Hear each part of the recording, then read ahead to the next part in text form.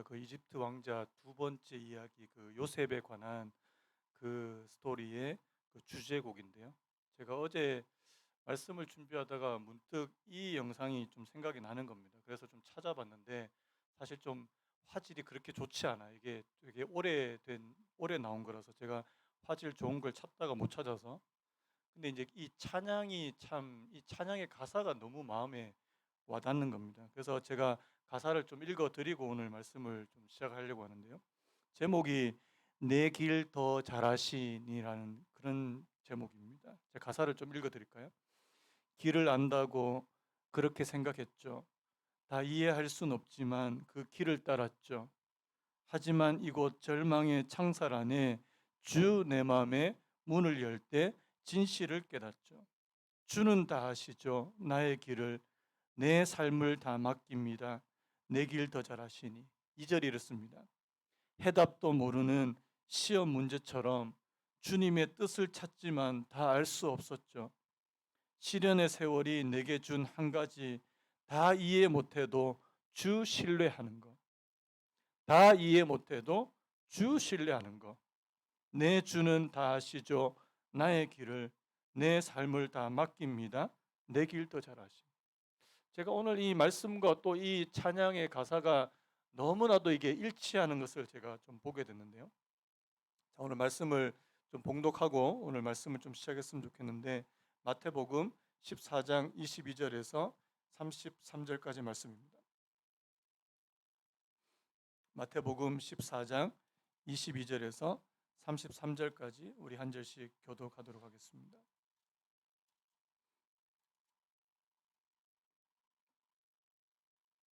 제가 먼저 읽겠습니다. 마태복음 14장 22절부터 제가 먼저 읽겠습니다. 예수께서 즉시 제자들을 제쳐가사 자기가 무리를 보내는 동안에 배를 타고 앞서 건너편으로 가게 하시고 무리를 보내신 후에 기도하러 따로 산에 올라가시니라. 저물매 거기 혼자 계시더니 배가 이미 육지에서 술이나 떠나서 바람이 거스름으로 물결로 말미암아 고난을 당하더라.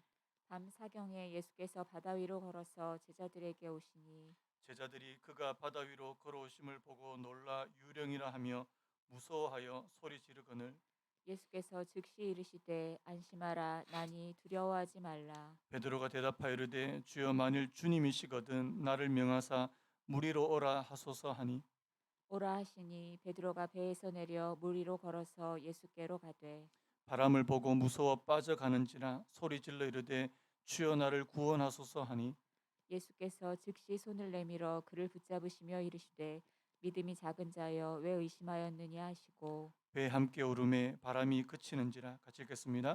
배에 배에 있는 있는 사람들이 사람들이 예수께 예수께 절하며 절하며 이르되 이르되 진실로 진실로 하나님의 하나님의 아들이로소이다 아들이로소이다 하더라. 하더라. 아멘. 아멘. 오늘 제목이 이 풍랑을 만날 때라는 제목인데요. 제가 아까 말씀드렸던 이 요셉과 같은 이런 사람도 인생의 풍랑을 만난 그런 뭐 대표적인 그런 케이스 아니겠습니까? 자기 아버지 집에서 너무나도 평안한 삶을 살고 있던 그 요셉에게 갑작스럽게 그 형들의 미움으로 말미암아 이 이방의 땅에 노예로 사로잡혀가는 그런 끔찍한 일을 당하는 그 요셉의 이야기를 뭐 저와 여러분들은 너무나도 잘 아실 겁니다. 여러분 제가 이 말씀 이 본문을 가지고 몇 번 설교를 한 것 같은데요.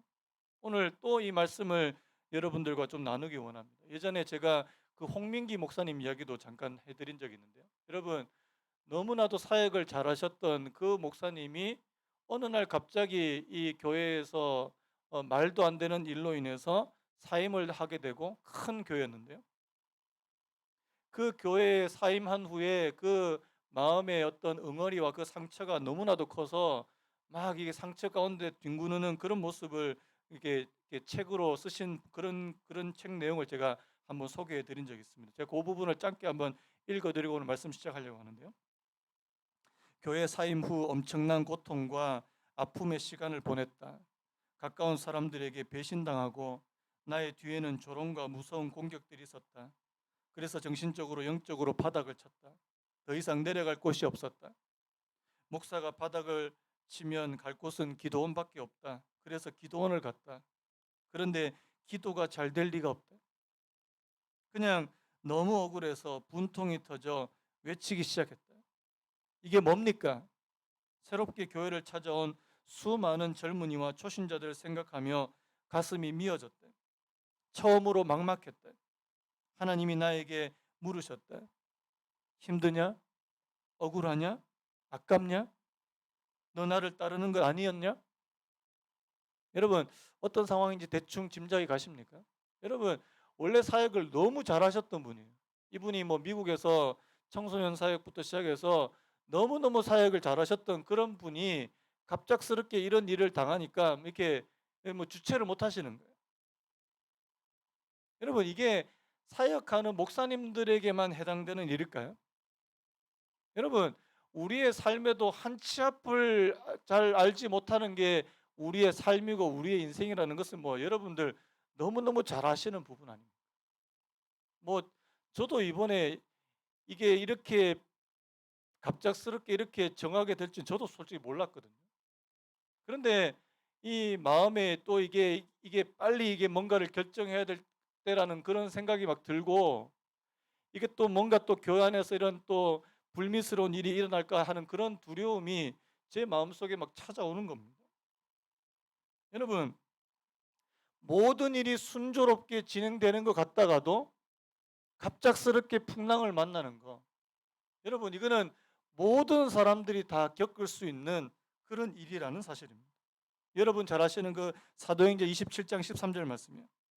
남풍이 순하게 불매 그들이 뜻을 이룬 줄 알고 닻을 감아 그레데 해변을 끼고 항해하더니. 여러분, 남풍이 순하게 불매, 이 말은 뭐예요?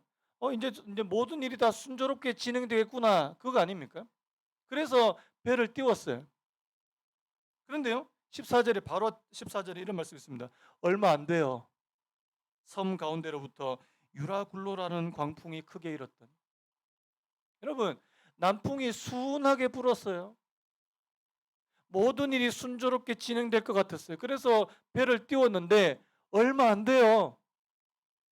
유라굴로라고 하는 엄청난 태풍을 만나게 되는 거예요. 여러분, 이게 그냥 사도행전에 나오는 그냥 한 이야기가 아니고 그게 오늘 저와 여러분들의 인생이고 삶이라는 것입니다. 어떤 분들은 좋은 직장에 취직했다고 그렇게 사람들에게 축하를 받고 그렇게 좋게 그렇게 시작하고 했는데 갑작스럽게 그 회사 안에서 좋지 않은 일로 이렇게 또 사임을 하게 되는 그런 경우도 있고요. 여러분, 결혼할 때 그랬지 않습니까? 이 사람하고 결혼하면 모든 것이 행복해 보이고 모든 것이 좋게 그렇게 보였는데, 여러분, 그런 결혼 생활 가운데도 풍랑을 만난 분들이 얼마나 많은지 모릅니다. 제가 아는 어떤 청년은 그 공무원 시험 한 2년 3년 준비하면 자기 이제 공무원 될 수 있겠다 해서 그렇게 공부를 엄청 열심히 했는데요. 여러분, 5년이 지나고 6년이 지나도 그 공무원 시험을 패스를 못 하는 겁니다. 고시낭인이라 그러잖아요. 여러분, 우리가 생각하고 이렇게 하면 잘 되겠지, 이렇게 하면 모든 것이 순조롭겠지 했던 그 일들이 어그러지게 되는. 여러분, 오늘 우리가 읽은 이 본문의 말씀도 바로 그런 경우 아닙니까? 여러분, 오늘 그 제자들이 오늘 이 풍랑을 만났을 때 그 원래 그 평소 상태보다 훨씬 더 많이 당황하고 많이 두려워했던 그 원인 중에 하나는요. 여러분, 오늘 이 우리가 읽은 이 14장 22절 이 본문 바로 앞에 무슨 일이 벌어집니까? 예수님께서 그 보리떡 5개와 물고기 2마리로 5천 명, 남자 5천 명을 먹이시는 이 오병이어의 사건이 바로 앞에 나와 있다는 사실이에요. 여러분, 복음서를 통틀어서 이 오병이어의 기적만큼 이 사람들을 흥분시켰던 그런 기적이 없거든요. 왜요? 예수님께서 거의 그 보리떡 5개, 물고기 2마리 그 뭐 거의 뭐 한 사람 먹으면은 없어지는 그런 양을 가지고 수많은 사람들을 먹이시는, 사람들이 무슨 생각했을까요? 예수님 믿으면 이런 엄청난 기적, 그리고 먹고 사는 문제가 해결되고 우리 앞에 있는 문제들이 다 해결될 거라고 하는 그런 기대와 흥분이 있었다는 사실입니다. 여러분 제자들한테도 이게 있었다는 거예요. 근데 참 이게 그렇죠. 여러분 항상 이런 좋은 일, 이런 엄청난 기적 다음에는 뭐가 찾아옵니까? 고난이 찾아와요. 고난. 풍랑이 찾아옵니다. 풍랑이. 오늘 이 예수님께서 즉시로 이렇게 제자들을 재촉해서 보내시는데 갑작스럽게 막 풍랑을 만나게 되는 겁니다. 앞에서 흥분과 기대에 완전히 찬물을 끼얹는 그런 일들이 벌어지게 되더라는 사실입니다. 제가 예전에 이 말씀을 묵상하면서 두 가지 의문점에 대해서 한번 말씀을 드린 적이 있습니다. 여러분 오늘 이 말씀을 보면서 여러분들도 좀 의문을 가지실 수 있는 부분이라고 생각이 되는데요. 여러분 첫 번째는 바로 주님이 가라고 하신 길이에요. 자, 오늘 말씀 다시 보시면 예수께서 즉시 제자들을 재촉하사 자기가 무리를 보내는 동안에 배를 타고 앞서 건너편에 가게 하셨다. 여러분 주님께서 가게 하신 길에 왜 풍랑이 있느냐는 것입니다. 제자들이 자기 멋대로 간 게 아니에요. 그냥 자기 마음대로 간 거 아닙니다. 주님께서 가라고 명령하셔서 간 길이라는 사실입니다. 여러분 우리가 앞에서 제가 사도행전에서 그 바울의 경우, 그 사도행전 27장의 그 바울의 경우와는 이 경우가 조금 다른데요. 사도행전 27장 10절에 보니까 이런 말씀이 나옵니다. 말하되 여러분이여 내가 보니 이번 항해가 화물과 배만 아니라 우리 생명에도 타격과 많은 손해를 끼치리라 하되. 여러분 이게 뭐냐니까 사도 바울은 이 유라굴로 광풍을 만나기 전에 이미 하나님께서 그에게 주신 어떤 통찰력, 어떤 그런 게 있었다는 거예요. 뭐냐니까 이 광풍으로 인해서 우리의 생명에도 타격과 적지 않은 손해가 있을 거라는 것을 미리 알고 있었다는 겁니다. 자, 그런 상태에서 지금 사람들이 바울의 뜻을 무시하고 그렇게 갔다가 지금 풍랑을 만난 거 아닙니까? 그럼 우리는 이렇게 말할 수 있죠. 아, 그거 봐라. 하나님의 뜻대로 하나님께서 시킨 대로 안 하고 너거 마음대로 그렇게 출발하니까 이런 어려운 일을 만나는 거 아니냐고. 그렇게 말할 수 있어요. 그런데요. 오늘 우리가 읽은 이 본문에서는 그것과 좀 다른 내용 아닙니까? 주님이 가라고 하신 그 길에도 어려움이 있더라는 겁니다. 주님이 가라고 하신 길에도 풍랑이 있더라는 겁니다. 여러분 우리가 여기서 참 많이 좀 생각해야 될 부분은 그거예요. 주님이 가라고 하신 길이 항상 평안한 길이 아니라는 사실을 우리가 좀 더 자세하게 깨달을 필요가 있다는 사실. 제가 그 말씀드렸죠. 성도의 삶은 꽃길이 아니라는 제가 말씀을 드렸습니다. 제가 여러분들에게 뭐 자꾸만 이렇게 안 좋은 얘기만 드리는 것 같아서 너무 죄송한데요. 여러분 성도의 삶에 꽃길만 평안한 길만 있고 좋은 길만 있으면 얼마나 좋겠습니까? 그런데 그렇지 않더라는 사실. 그래서 주님께서 우리에게 명하신 그 길에도 장애물이 있고요. 때로는 웅덩이가 있을 수 있고 가시밭길이 될 수도 있고요. 그리고 오늘 이 본문처럼 풍랑이 찾아올 수 있다는 사실을 우리가 항상 염두에 두고 있어야 된다는 사실입니다. 예수님께서 이 땅에 계실 때 예수님의 삶도 그랬어요. 예수님께서 공생을 시작하시기 전에 이 세례 요한으로부터 세례를 받으십니다. 자, 마태복음 3장 17절에는 말씀 있죠. 하늘로부터 소리가 있어 말씀하시되 이는 내 사랑하는 아들이요 내 기뻐하는 자라 하시니라. 여러분 하나님께서 직접 그 예수님께서 세례 받으시는 그곳에 성령님께서 비둘기처럼 그에게 임하시고 하나님께서 이는 내 사랑하는 아들이요 내 기뻐하는 자라고 그렇게 말씀해 주시는 여러분 엄청난 사건이에요. 그런데 바로 얼마 되지 않았어요? 마태복음 4장 1절에 그때 예수께서 성령에게 끌려 마귀에게 시험을 받으러 광야로 가사 이거예요. 하나님께로부터 엄청난 은혜를 받고 성령께서 그와 함께 하셨는데 그와 동시에 뭐가 일어납니까? 이 마귀로부터 시험을 받고 광야로 내몰리는. 여러분, 이게 예수님에게만 해당되는 것이 아니라는 사실입니다. 그래서 어떤 분이 이런 말씀 많이 하세요. 은혜가 있는 곳에 항상 시험이 있을 수 있고요. 특별히 은혜가 더 많이 넘치는 곳에 시험은 더 많이 있을 수 있다는 사실입니다.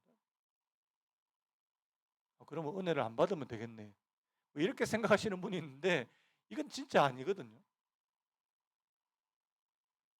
그래서 여러분, 오늘 저와 여러분들의 삶에 항상 내 삶에는 좋은 일이 있을 수도 있지만 좋지 않은 일도 있을 수 있다. 우리의 삶이 롤러코스터와 같을 때가 있다는 사실을 여러분들이 염두에 두셔야 된다는 사실입니다. 그 다음에 두 번째 의문점이 있는데요.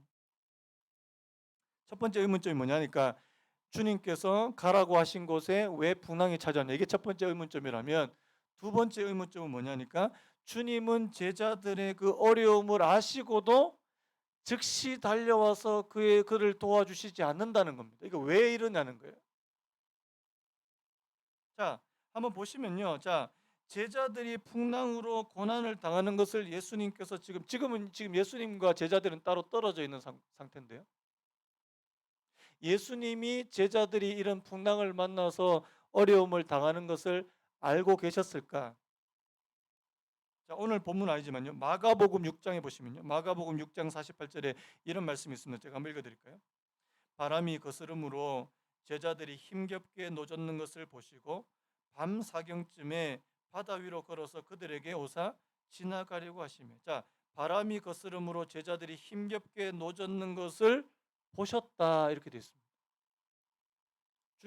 여러분, 예수님은 모든 것을 알고 계시는, 아시는 분이시라는 거예요. 예수님은 제자들이 지금 풍랑으로 고난을 당하고 있다는 사실을 알고 계셨다는 겁니다. 그런데요, 아시는 그분이 즉각적으로 달려오시지 않는다는 사실입니다.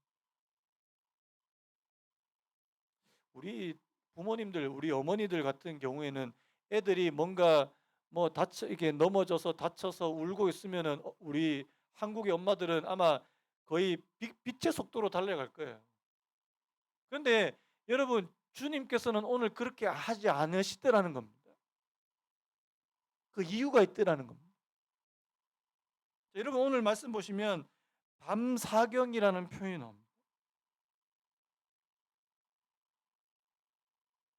25절에 보니까 밤사경에 예수께서 바다 위로 걸어서 제자들에게 이 밤사경이 언제냐, 그 이제 유대 시간에 보면요, 이 밤사경이 언제냐니까 새벽 3시부터 6시 사이를 밤사경이라 그러거든요. 지금 이 제자들이 아마 이 예수님의 말을 듣고 배를 띄워서 떠난 시점은 바로 저물쯤입니다. 그러면 6시, 저녁 6시, 7시 그쯤 됐을 거고요. 그런데 새벽 3시부터 6시 이르기까지, 그러니까 많은 시간이 흘렀잖아요.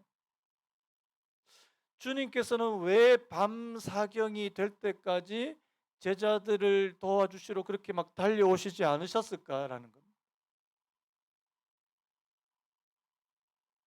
여러분, 오늘 본문에 보면 이 즉시라는 표현도 많이 나와요.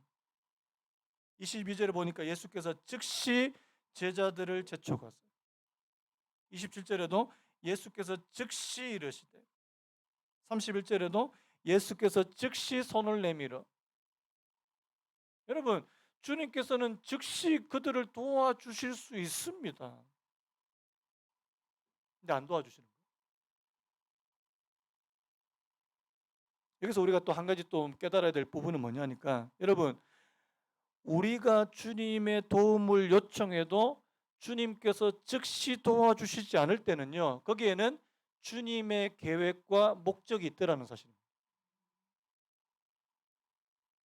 제가 예전에 그 밤사경에 대해서 좀 장황하게 설명을 한 적이 있습니다. 왜 제자들이 밤사경에 이르기까지 주님께서 그때야 비로소 그들에게 찾아오셨을까? 여러분, 밤사경은 뭐냐니까 제자들이 자기와 힘과 노력으로 다 해봤는데 안 됐을 때예요. 안 됐을 때. 왜냐니까 처음에는요, 자기 힘으로 그 문제를 해쳐가려고 그러거든요. 여기 풍랑을 만난 이 제자들 가운데는 어부 출신들이 있잖아요. 여러분 아시는 뭐 베드로, 뭐 안드레, 야고보, 요한 이런 사람들은 갈릴리 바다에서 잔뼈가 굵은 사람들 아닙니까? 그러면 이 사람들이 처음에 풍랑을 만나서 어떻게 했을까요? 아, 이렇게 하면 돼. 아, 이렇게 하면 풍랑을 잘 넘어갈 수 있어. 뭐 이렇게 생각했을 거예요. 그런데요, 안 되는 거예요. 안 되는 거예요. 여러분, 이게 우리가 좀 굉장히 두려워하고 당황하는 순간이 뭡니까? 내가 하던 방식대로 했는데 뭔가 일이 안 되는 거예요. 이러면 이제 사람들이 굉장히 당황하게 됩니다. 이때까지 내가 해왔던 방식대로 해왔는데 이게 안 되는 거예요. 저는 그 시점이 바로 밤사경이라고 생각이 됩니다. 아, 내가 해도 안 된다고 그렇게 느껴질 때. 아, 내가 모든 방법을 총동원해 봤는데 안 될 때. 여러분, 그때가 바로 주님께서 찾아오는 때라는 사실을 믿으시기 바랍니다. 그때가요. 그래서 저는 이 밤사경이라는 게 굉장히 중요하다는 생각이 드는데요. 왜냐하니까 사람들이 이런 방법도 사용해보고 뭐 다른 사람 돈 빌려가지고 이렇게 한번 해보기도 하고 뭐 어떻게 좀 또 이렇게 해서 이렇게 새로 좀 확장도 해보고 이렇게 하는데 안 되는 거예요. 그때 사람들의 두려움. 여러분, 우리가 지금 이 코로나 시대를 살아가고 있으면서 여러분 예측하지 못하는 일들이 굉장히 많이 일어나지 않습니까? 일단은 코로나가 이렇게 길어질지 몰랐고, 그리고 바이러스가 변이가 하나가 끝나면 이제 끝날 줄 알았는데 또 다른 변이가 생기고, 저도 이게 기사를 좀 검색하고 이렇게 해보니까 이 바이러스가 자신이 살아남기 위해서 계속 변이의 변이를 거듭하는데, 물론 이제 이게 뒤로 가면 갈수록 강도가 약해진다 그러더라고요. 강도는 약해지고 전파력은 강해지고. 그래서 이번에 뭐 오미크론 이 변이가 이 코로나 종식에 가깝다는 어떤 신호가 된다, 뭐 이런 기사들도 제가 봤는데요. 그럼 여러분, 오미크론 다음에 또 다른 변이가 또 나올지 어떻게 아는 겁니까? 제가 참, 여러분 지금 현대 과학과 의학이 얼마나 발달했습니까? 근데 바이러스를 못 잡아요. 바이러스가 인간보다 더 똑똑한 것 같습니다. 여러분, 우리가 어떤 과거의 어떤 지식과 경험과 내 능력으로 하다가 안 될 때, 그때 사람들은 당황하고 두려워합니다. 그런데요, 그때가 바로 주님을 찾아야 될 줄로 믿습니다. 그때가 바로 주님께서 찾아오시는 때라는 사실입니다. 그래서 여러분, 오늘 주님께서 제자들에게 찾아오셔서 맨 먼저 하시는 게 뭐예요? 저는 이게 정말 중요하다고 생각하는데요. 26절이에요. 제자들이 그가 바다 위로 걸어오심을 보고 놀라 유령이라 하며 무서워하여 소리 지르거늘. 27절, 우리 27절 같이 한번 읽어볼까요? 27절 시작. 예수께서 즉시 이르시되 안심하라, 나니 두려워하지 말라. 한번 따라해 보시겠습니까? 안심하라, 나니 두려워하지 말라. 여러분, 주님은 우리의 상황을 너무 잘 아세요. 아까 우리가 봤던 그 영상, 그 동영상, 그 찬양의 가사처럼 그분은 우리보다 더 잘 아시는 분이십니다. 우리가 무엇 때문에 두려워하고 우리가 지금 두려워하고 있는지 두려워하지 않고 있는지 너무 잘 아시는 분이세요. 주님이 제자들에게 오셔서 맨 처음 하시는 말씀이 내다, 나니 두려워하지 마라. 주님은 오늘 저와 여러분들의 두려움의 문제를 먼저 해결해 주기를 원하시더라는 사실입니다.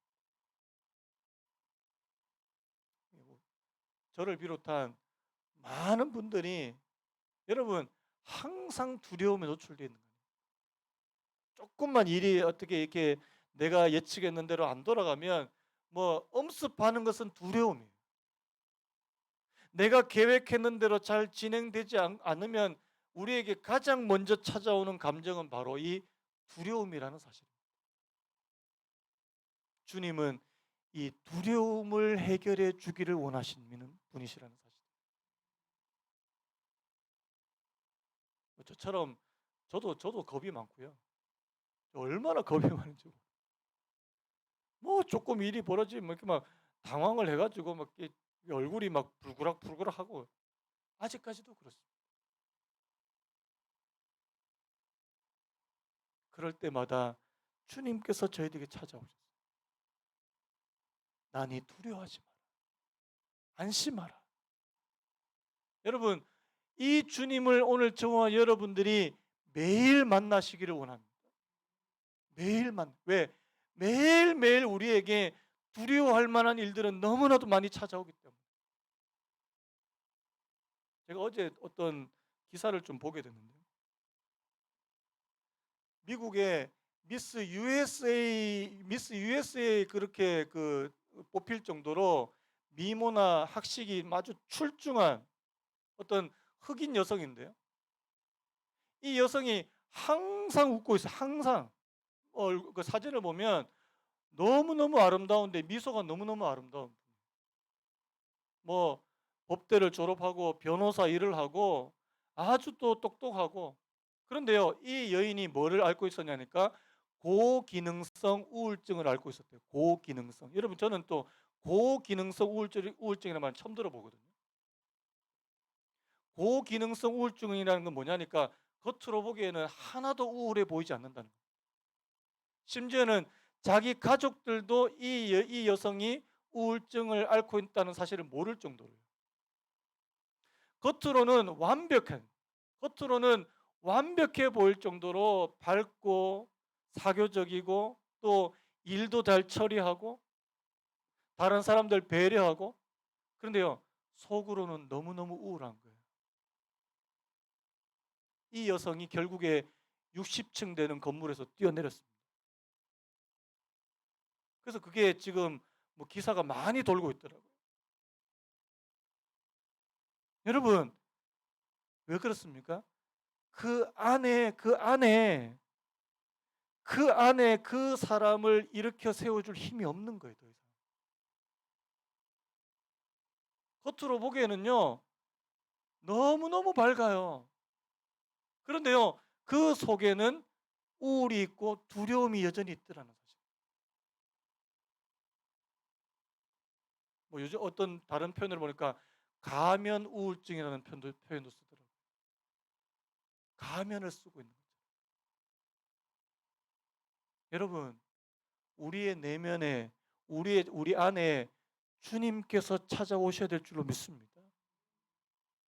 우리 안에 주님이 계시지 않으면요, 내 안에 주님이 계시지 않으면 내가 겉으로 아무리 많이 포장하고 아무리 그렇게 밝게 한다고 해도 안 된다는 겁니다. 안 된다는 겁니다.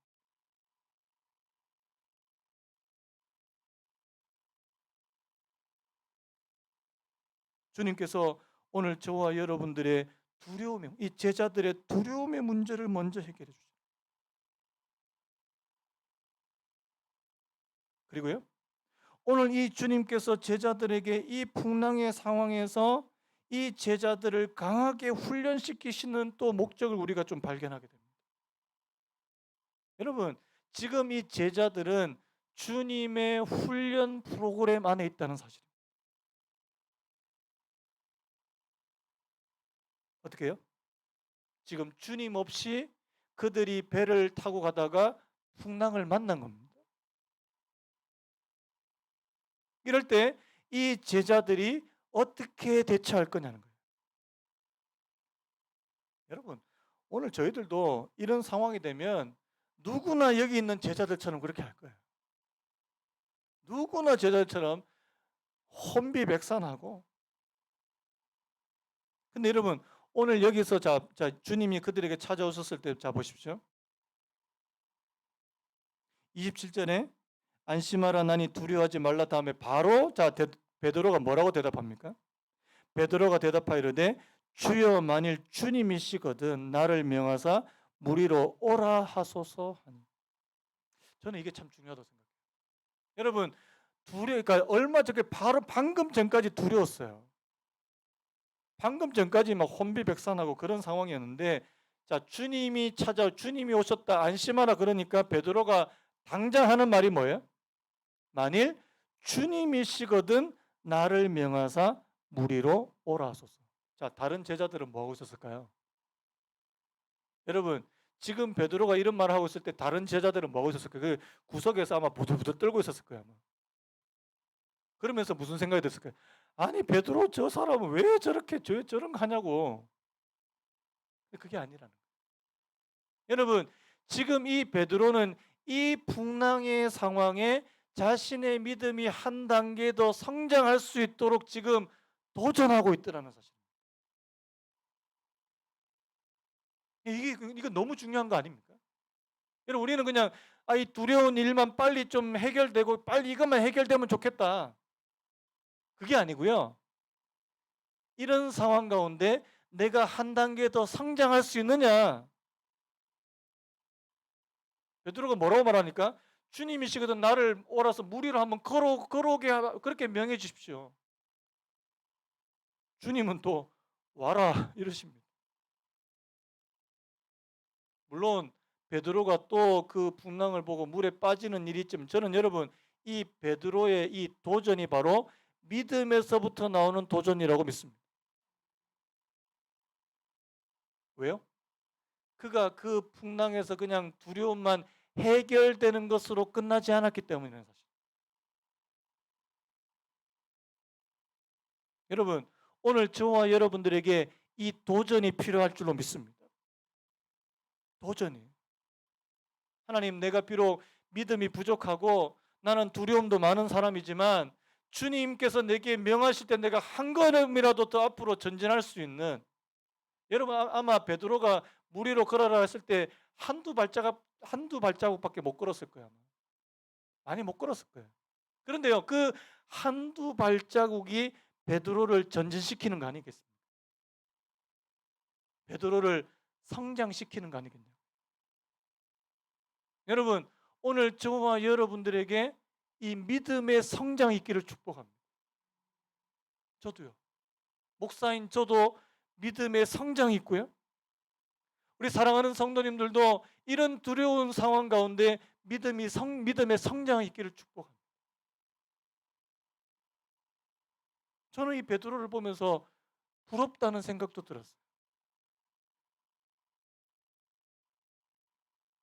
소설가 파울로 코엘료라는 분이 이런 말을 했는데 제가 다시 한번 인용해 드릴까요?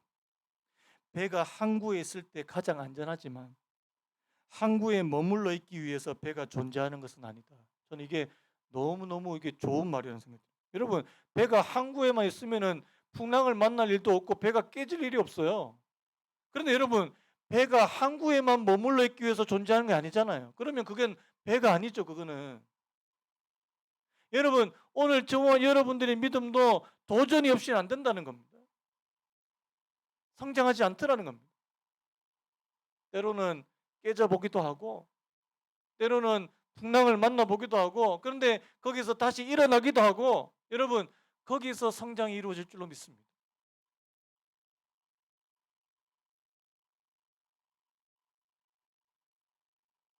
오늘 이 말씀을 통해서요 여러분 제자들이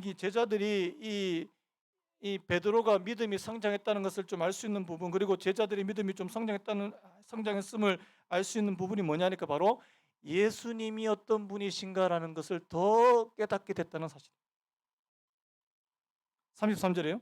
배에 있는 사람들이 예수께 절하며 이르되 진실로 하나님의 아들이로소이다 하더라. 한번 따라 보시겠습니까? 진실로 하나님의 아들이로소이다 하더라. 여러분 제자들이 이전에도 예수님이 하나님의 아들이라는 사실을 알았을까요? 몰랐을까요? 알았어요. 지식적으로. 예수님은 하나님의 아들이세요. 예수님은 우리 인간과 똑같은 분이 아니시야. 예수님은 특별한 분이시야. 알았습니다. 그런데요, 그들이 이런 풍랑의 상황을 만나고 그 풍랑에서 다시금 건짐을 받고 예수님의 능력을 경험할 때 그들이 더 확실하게 깨달아 알게 되더라는 사실입니다. 여러분, 믿음은 지식에만 이론에만 머무는 게 아닌 줄로 믿습니다. 믿음은 경험이고요. 믿음은 체험에서